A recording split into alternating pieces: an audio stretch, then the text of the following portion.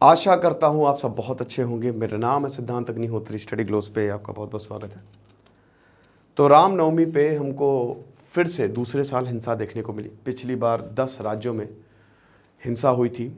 इस बार झारखंड में पहले से ही 3 हफ्ते पहले से ही पुलिस बल जो है वो तैनात था। भगवान राम के नाम पर हिंसा होना कितना जायज़ है? भगवान राम हम सबको पता है, मर्यादा पुरुषोत्तम राम अहिंसा के प्रतीक हैं। मर्यादा पुरुषोत्तम राम एक जैसे वीर योद्धा होता है रणभूमि में, जो अधर्म के खिलाफ खड़ा होता है, उसके प्रतीक है। मर्यादा पुरुषोत्तम राम ने हमेशा यही बोला है कि जितना हो सके हमको कॉन्फ्लिक्ट अवॉइड ही करनी चाहिए। एक क्षत्रिय होने के नाते मैं युद्ध में भाग लेता रहूँगा, लेकिन मैं हमेशा ये प्रार्थना करूँगा कि युद्ध कभी ना हो, क्योंकि इसमें बहुत सारी जानें जाती हैं। लेकिन यहाँ पे तो कुछ उल्टा ही हो रहा है। ये सब पॉलिटिशियंस ना, मैं क्या बताऊँ, ये सब लोगों को बेवकूफ़ बना रहे हैं, है ना। और यहाँ पे ममता बनर्जी दोषी हैं कहीं ना कहीं, ठीक है। कार्रवाई होनी चाहिए, सख्त कार्रवाई होनी चाहिए। बहुत तगड़े से हम तो यही बोलेंगे कि ममता बनर्जी सख्त कार्रवाई करें, तगड़े से कार्रवाई करें। लेकिन सारे पॉलिटिशियंस को, अब चाहे वो बीजेपी वाले हों, आग में घी न डाले कोई। ये मुद्दा बड़ा सेंसिटिव है और उसको बहुत ही ध्यान से, अच्छे से इसको हैंडल किया जाए, क्योंकि 2 लोगों की जान चली गई है। 6 राज्यों में हिंसा देखने को मिली है। 2 दिन पहले की रामनवमी के दिन की ये खबर है, उसी दिन ये हुआ था। मैं थोड़ा सा लेट कवर कर रहा हूँ, बड़ा इंपॉर्टेंट है, लेकिन ये आप समझिए। तो सेक्शन 144 धारा 144 लगा दी गई है और 16 को अभी तक अरेस्ट किया गया है बंगाल में। सिर्फ बंगाल नहीं, उत्तर प्रदेश में शाही मस्जिद में बवाल हुआ, लखनऊ में, बिहार के मुंगेर में आपने वीडियोस देखे होंगे, कर्नाटक में, वेस्ट बंगाल में, गुजरात में, महाराष्ट्र में, 6 राज्यों में हमको हिंसा देखने को मिली है। क्यों हिंसा देखने को मिली है, इसकी बात हम करेंगे इसमें। लेकिन उससे पहले मैं आपको बताना चाहता हूं कि ये शानदार ऑडियो बुक श्री राम गुरुदत्त की आप सुन सकते हैं कुको एफएम पे। और जो मेरा फेवरेट एपिसोड है, देवलोक पर असुरों का आक्रमण, इसमें आपको पूरी कहानी पता चल जाएगी कि आखिरकार बैकग्राउंड क्या था भगवान राम का, जो अधर्म पे धर्म की विजय था उसकी।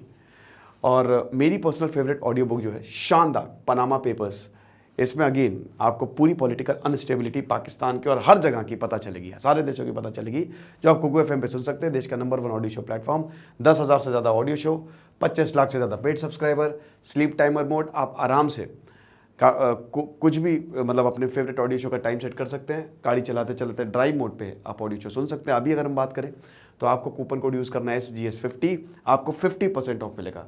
यानी कि 99 का सब्सक्रिप्शन आपको 49 में मिलेगा। बट ये सिर्फ और सिर्फ फर्स्ट मंथ के लिए वैलिड है, सिर्फ फर्स्ट मंथ के लिए वैलिड है। तो ये आपको ध्यान रखना है। मैं कुको एफएम इसलिए सुनता हूँ क्योंकि मुझे बहुत ज्ञान मिलता है, काफ़ी समय से मैं सुन रहा हूँ, तो किताबों का खर्चा मेरा बच जाता है। तो आप भी कुको एफएम सुनिए।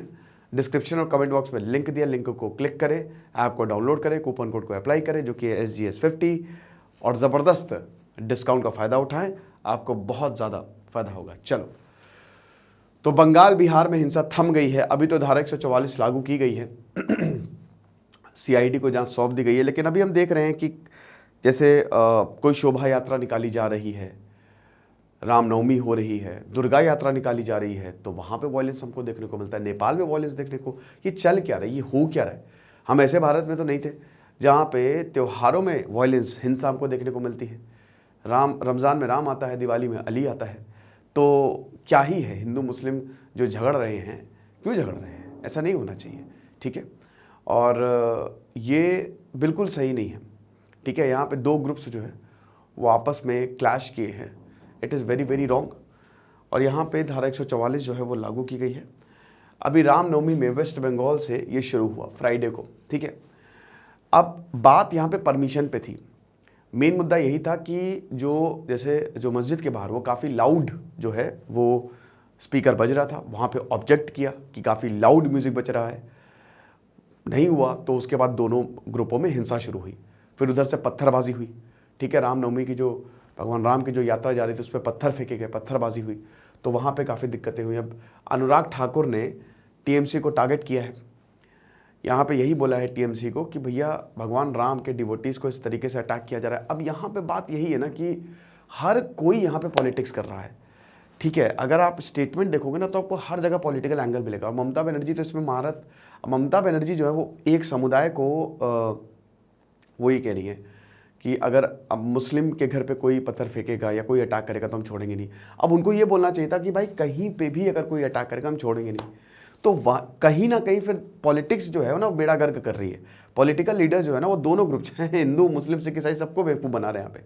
तो आप ये समझिए कि इस तरीके की स्टेटमेंट तो और हिंसा भड़काएंगे। तो अब मुख्यमंत्री ममता बनर्जी का कहना है कि राज्य में हिंसा भारतीय जनता पार्टी की साजिश है, बीजेपी की साजिश है। उधर बीजेपी जो तृणमूल टीएमसी पे कि हमारे भगवान राम को अटैक किया, ऐसे कैसे हो गया। मेरे ख्याल में बीच का रास्ता निकालने की ज़रूरत है। इन पॉलिटिशियंस को समझना होगा ये इतनी नफरत जो है ना वो सही नहीं है, ठीक है। अब इन्होंने क्या कहा कि बीजेपी जो है इस पूरे प्लान कर रही है, इसको 1 महीने पहले से प्लान कर रही है।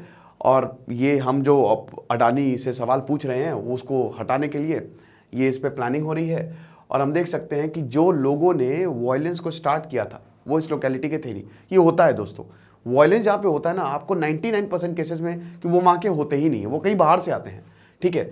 अब उनको बीजेपी ने हायर किया, उनके पास गन्स थे, पेट्रोल बॉम्ब्स थे, उन्होंने पहले लोगों को अटैक किया माइनॉरिटी कम्युनिटीज़ में, ठीक है, और फिर हम पे चढ़ गए। तो इस तरीके की जो है बड़े डिस्टर्बिंग इमेजेस सामने आई। आप फेसबुक पे वीडियोस देखेंगे तो काफ़ी डिस्टर्बिंग इमेजेस थी, ठीक है। जगह जगह आग जनी हुई है भाई, आग लगा दी गई है, तो देख ही सकते हैं आप। अब यहाँ पे ममता बनर्जी कह रही है कि वही है कि मतलब वो मुस्लिम एंगल खेल रही हैं कि मुस्लिमों को अगर हम अटैक करेंगे तो ऐसा नहीं होगा। अब बात यही है कि भैया यहाँ पे शोभा यात्रा निकली, उधर से पत्थरबाजी चालू हुई और इधर से फिर वही एकदम दोनों ग्रुप्स जो है वो आपस में भिड़ गए भयानक तरीके से। और फिर पुलिस ने जो है वो अपनी कार्रवाई की। तो इस तरीके की तस्वीरें जो है सामने आई। अभी तो सब कुछ शांत है। तो बीजेपी ने ममता बनर्जी के एलिगेशंस को काउंटर किया। अब इंफॉर्मेशन ब्रॉडकास्टिंग मिनिस्टर भी अनुराग ठाकुर ने बोला कि जिस तरीके जर्नलिस्ट को मारा जा रहा है ये बहुत ही बेकार है, बहुत ही गलत काम है, घटिया काम है। ऐसे दौड़ा दौड़ा के मारना ये कहाँ का है। और हम यही बोलेंगे कि स्टेट गवर्नमेंट जो है चूज साइलेंट है। जब पत्थर मारे जा रहे हैं, शोभा यात्रा पे, राम भक्त पे पत्थर मारे जा रहे हैं, तो स्टेट गवर्नमेंट साइलेंट क्यों है? इस पे जो है वो कार्रवाई होनी चाहिए। अब ममता बनर्जी ने यहाँ पे स्मृति ईरानी ये कह रही है कि ममता बनर्जी ने जो स्टोन पेल्टर्स हैं उनको क्लीन चिट दे दी है। ऑर्गेनाइजर्स का कहना है कि हमने क्लेम, देखिए यहाँ पे मेन परमिशंस के लिए है। वीएचपी का कहना है कि हमने ऑलरेडी परमिशन ले ली थी पुलिस से, ठीक है, और हमारे पास सब कुछ था। हमने 29 मार्च को ही परमिशन ले ली थी। उन्होंने जो है वो लेटर्स दिखाई, 6 किलोमीटर की पूरी यात्रा थी और इस तरीके के लेटर्स जो है वो दिखाए गए कि ये रूट होगा और हमने यहाँ से पूरी की पूरी परमिशन जो है वो ले ली थी। लेकिन यहाँ पे टीएमसी का कहना है कि देखिए परमिशन तो ले ली, कुछ सवाल पुलिस को पूछ रहे थे तो उस पर जो है यहाँ पे वीएचपी ने जवाब ही नहीं दिया। तो ये दोनों तरफ से जो है वो आरोप जो है वो लग रहे हैं। लेकिन इसमें पिस कौन रहा है? आम आदमी पिस रहा है ना, क्योंकि वायलेंस में भाई यहाँ पे 2 लोगों की जान चली गई, शायद कर्नाटक में 2 लोगों की जान गई है। ये आप देख ही सकते हैं, 2 stabbed after 2 groups clashes as Ramnavami provocation Karnataka में, ठीक है। बिहार में हुआ है, ठीक है। औरंगाबाद में हमको देखने को मिला, महाराष्ट्र में मलाड, जलगांव, औरंगाबाद में इस तरीके की हरकत जो है वो देखने को मिली। यहाँ पे 2 आदमियों के बीच जो भैया राम मंदिर है छत्रपति संभाजी नगर के रातपुरा के बाहर, वहां पे 2 आदमियों के बीच झड़प होगी जिसकी वजह से और भयानक हिंसा भड़क गई, ठीक है।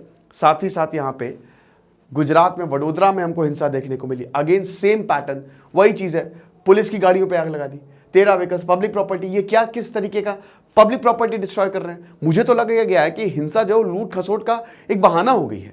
भाई दिल्ली हिंसा में आपको बता दूं कि जिन लोगों के जो लुटे हैं, जो बेचारे, चाहे वो हिंदू हो चाहे मुस्लिम हो, कोई भी हो, उन दोनों के इंटरव्यूज देखिएगा, वो बेचारे चुपचाप अपनी दुकान चलाते थे, जो दंगाई है दुकान लूट के ले गए। तो ये कहां तक सही है? दूसरी बात यह है कि ऐसी यात्रा जब जहां पे जा रही थी, जहां से, वहां पे क्या जो इंतज़ाम है वो सही थे? पुलिस की तैनाती क्या वहाँ पे नहीं होनी चाहिए थी? ठीक है। तो बहुत सारे सवाल जो है वो सरफेस, इट इज़ गेटिंग सरफेस्ड। अब देखते हैं इस पर क्या जानकारी जो है वो मिलती है और क्या इस पर जांच होती है। बाकी वही है कि जो लोग हैं वो एक दूसरे पे पत्थर बरसा रहे थे, साथ ही साथ दिक्कतें हुई, लेकिन अभी फिलहाल जो है वो शांत है। और आज दूसरा बिहार के मुंगेर का तो ये जो 2 हजरतगंज मोहल्ला वहाँ पे हमको देखने को मिला, ठीक है। इस तरीके की अगेन 200 लोगों के ऊपर जो है वो एफआईआर जो है वो रजिस्टर की गई है। तो ऐसी वायलेंस हमको देखने को मिली है और ये सही नहीं है दोस्तों, जिस तरीके से वायलेंस हो रही है, जिस तरीके से हिंसा हो रही है। सख्त कदम उठाने की ज़रूरत है। सरकार को कुछ ना कुछ करना पड़ेगा, वरना प्रॉब्लम बहुत बढ़ जाएगी। तो आई होप ये लेक्चर आपको समझ में आया होगा।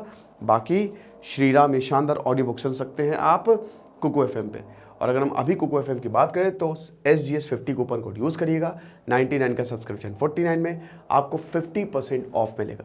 तो डिस्क्रिप्शन और कमेंट बॉक्स पे लिंक दिया हुआ है, लिंक को क्लिक करें, आपको डाउनलोड करें, कूपन कोड को अप्लाई करें और ज़बरदस्त रंग का फ़ायदा उठा। बट ये ऑफर सिर्फ फर्स्ट मंथ के लिए है। Thank you so much.